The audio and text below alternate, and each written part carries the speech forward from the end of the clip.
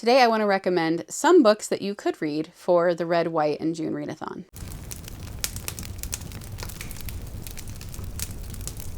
I have a pile here of books that I have read in the past with my daughters in homeschool and by myself that have been ones that we loved enough, or I loved enough at least, to keep.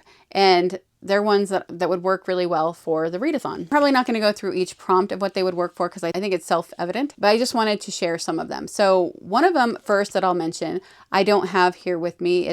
My daughter has kind of taken over the series, because my oldest daughter, because she liked it so much. And that is the Culper Spy Ring series by Rosanna M. White. She also got there were some novellas that went with it, and she had me get those, and so she's really enjoyed those ones. And then there's this book, The Winter at Valley Forge, Survival and Victory.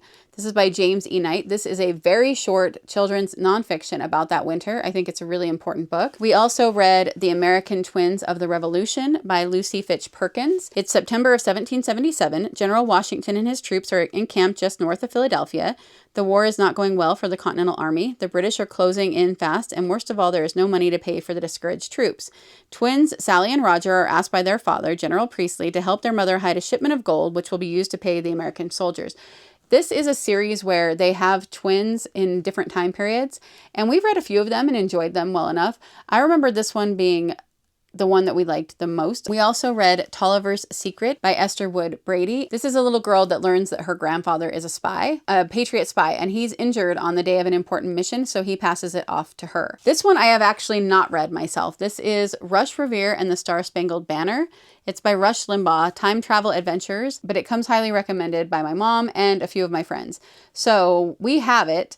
I haven't read it yet, and I probably won't get to it this year. I might. But I wanted to mention it just in case because I have heard a lot of people really love it. And then I did mention in my TBR video that I was hoping to read the first Felicity book. These are the other Felicity books we have. I don't have the whole series, but I definitely recommend American Girl books, and at least the older ones. I don't know too much about the newer ones. So Felicity is a great book series to read for the readathon, and there are quite a few of them. So if you're able to get your hands on all of them, they might be able to fit more than one prompt. I've mentioned that we really like the Who Was and What Is book series. And we have Who Was Alexander Hamilton, we have Who Was Benedict Arnold, and those have been ones that we really enjoyed when we were doing this time period in school before. And then the Childhood of Famous Americans ones, I said that I didn't tend to love those ones as much as the other kind, but two that we really did enjoy were Martha Washington and Abigail Adams. So I recommend these ones for sure, and these would be good for the Courage in Petticoat. One of my very favorite books that is a children's book, a middle grade book, that would be good for this time period is The Totally True Adventures, George Washington's Spies. If you haven't read any of the books put out by Totally True Adventures, I have all of them, as far as I know, that they have put out, because I like them so much. I think that they're done really, really well, and they're really short, but they pack in so much information to these. This actually was the book that my oldest daughter, once we read this, she became so interested in spies and coding, or codes and puzzles and all those things.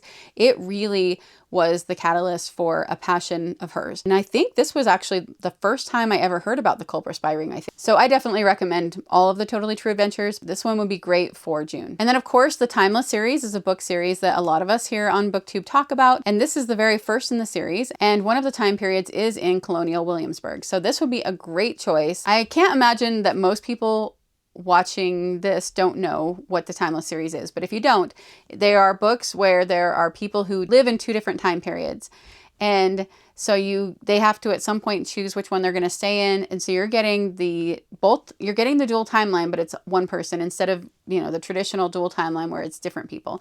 So it's very interesting, and I've really liked those books a lot, and I did like this one. Some nonfiction that I have really liked: The American Covenant by Marshall Foster. This one was really good. This is a very Christian book talking about the covenant that they believed that the founding fathers made, principles that many of us believe that they founded the country on. Abigail Adams by Natalie S. Bober, Witness to a Revolution. I really enjoyed this one because I've said before, I really love John and Abigail Adams. I did feel like this one was a little bit drier than some of the other books, but I still really liked it. The last three are three of my favorites. This is Apostle of Liberty, The World-Changing Leadership of George Washington by Stephen McDowell. And this just goes through George Washington's life. The one that most people have heard about, David McCullough's 1776. It says he tells the intensely human story of those who marched with General George Washington in the year of the Declaration of Independence. And you know, if you've read any David McCullough, you know he is such a impeccable researcher, such a good writer. If you were going to read only one nonfiction ever about the revolution, this would probably be the one you should read. And then Johnny Tremain, one of my favorite middle grades.